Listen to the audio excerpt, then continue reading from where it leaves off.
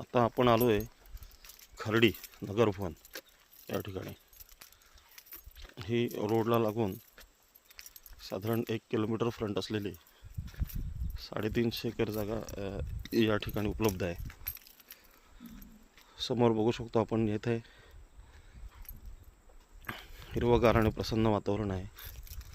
समोरच्या बाजूला ह्या धुक्यामध्ये समोर रायगड किल्ला दिसतोय। रायगडच्या पायथ्याला, रायगडच्या कुशीत ही जागा आहे। जवळजवळ 75% टेबल जागा आहे।